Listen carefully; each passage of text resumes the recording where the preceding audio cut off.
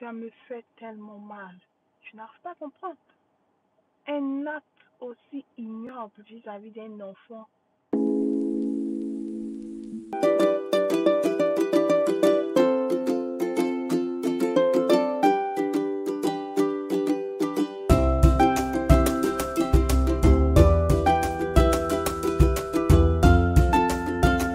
Bonjour maman, bienvenue sur ta chaîne Entre nos mamans, la chaîne qui partage les astuces de maman et des enfants.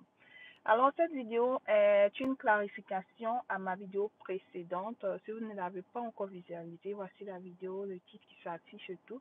Donc allez la regarder parce que vous n'allez pas comprendre mon intervention présente. J'ai fait cette vidéo pour vous emmener à pardonner et j'ai eu pas mal de retours. Ce serait plus intéressant de mettre vos commentaires en vidéo, sous la vidéo, plutôt que de m'envoyer des messages en privé. J'apprécie vraiment. Voilà. Donc, j'aimerais dire que le pardon ici, quand je parle de pardon, je parle de toute libération. Tout ce que tu libères, tout ce qui te déchaîne de ton oppresseur, en fait. C'est pour toi que tu pardonnes, c'est pour ton bien-être que tu pardonnes, c'est pour ta santé mentale que tu pardonnes, c'est pour ton avenir que tu pardonnes. Là, maintenant, vient une question de justice. Est-ce que le pardon est relié à la justice? Quand on pardonne, est-ce qu'on doit tout laisser tomber ou on doit forcément faire la justice? J'ai eu d'autres commentaires, d'autres messages qui m'ont dit, toi, tu dis que tu as pardonné, mais tu oses envoyer le père de ton enfant envers la justice. Ça m'a fait rigoler. J'ai décidé de ne pas répondre à cette personne qui m'a envoyé un tel message parce que j'ai trouvé que nous n'avions pas le même niveau de maturité. Je ne veux pas perdre mon temps à discuter avec une personne qui est vraiment carrée d'esprit, immature et puis qui a beaucoup de bassesse. Voilà. Emmener le père de mon enfant à la justice n'a rien à voir avec le pardon. Le pardon, c'est me libérer de toute haine, tout sentiment néfaste que j'avais vis-à-vis de lui. Donc, je décide de me libérer de lui, je décide d'avancer, je décide de m'ouvrir à la vie, mais ça n'empêche pas que je dois le forcer à s'occuper de son enfant. Parce que l'enfant se fait à deux et les vêtements, les chaussures, tout ce dont l'enfant a besoin, c'est l'argent qu'on prend pour acheter. Ce n'est pas les feuilles de manguier qui sont plantées qu'on va aller cueillir pour acheter les besoins de l'enfant. Et pour les ignorants, la pension alimentaire est débitée du père et de la mère. C'est-à-dire, on prend le salaire du père, on prend le salaire de la mère, on met ensemble. On dit que l'enfant a besoin, un exemple, de 2000 $ pour survivre. Donc, si l'enfant vit avec la mère, un exemple, la mère peut participer à hauteur de 25 à 30% et le père doit participer à hauteur de peut-être 75%. En fonction de ça, on fait les calculs et le père, il apporte sa contribution à la mère si l'enfant vit avec la mère et la mère va ajouter sa participation et contribuer aux dépenses de l'enfant. C'est comme ça, ce sont les deux parties. Parce que la justice n'est pas sauvage, comme certaines personnes qui viennent avec des questions sauvages. Voilà. Pardonner et la justice vont de pair. Il y a aussi un autre cas d'une maman.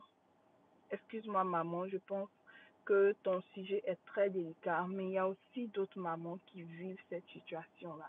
Et j'aimerais vraiment qu'elles puissent prendre conscience. Il faut rendre justice.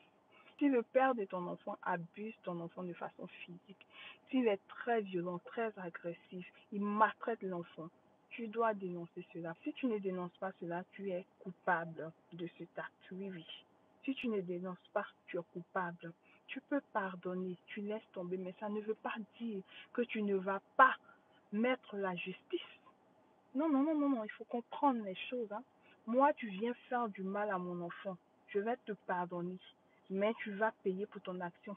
Pourquoi est-ce qu'on a mis des règles sociales dans la société? Voilà, parce qu'on ne divulguons pas ce que le père de vos enfants font à vos enfants. Vous mettez la vie de leurs frères et sœurs en danger. Vous mettez la vie d'autres enfants dans la société en danger.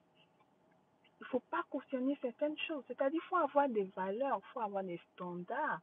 Tu comprends? Ça n'a rien à voir avec le pardon. Ton mari a commis un acte criminel vis-à-vis de ton enfant. Oui, tu vas pardonner parce que ça va t'aider à aller de l'avant. Mais ce acte doit être prise en compte par la justice. Le père de ton enfant, il a des comportements qui ne sont pas décents vis-à-vis de ton enfant, mais tu dénonces cela. Tu dénonces cela pour qu'il soit réprimandé par la loi. C'est tout à fait normal. Maintenant, après, tu pardonnes, tu laisses tomber, tu avances et tout, mais autant qu'il paye pour ses actions. Tu ne vas pas couvrir les actions de quelqu'un. Il y a des mamans dont le père a tué l'enfant, que ce soit volontaire ou involontaire. Il a tué l'enfant. Et tu dis que tu laisses pour toi à Dieu parce que tu as pardonné. Je n'arrive pas à comprendre. Ça me fait tellement mal. Je n'arrive pas à comprendre. Un acte aussi ignoble vis-à-vis d'un enfant sans défense. Un enfant sans défense. Couvrir ce acte, c'est te rendre coupable aussi de cet acte. Tu dois rendre justice à ton enfant. Et maintenant, tu peux aussi pardonner. Le pardon et la justice ne sont pas opposés, du moins dans certains cas. Donc, les mamans, il faut très bien comprendre cette notion du pardon. Ce que c'est que le pardon et comment appliquer le pardon. Parce qu'il ne faut pas appliquer le pardon et être lâche. Voilà. Même le Dieu que nous adorons là, c'est un Dieu de justice. Tu pardonnes, mais tu rends justice, si justice doit être faite. Tu ne peux pas comprendre. Il y a tellement d'exemples que j'ai reçus.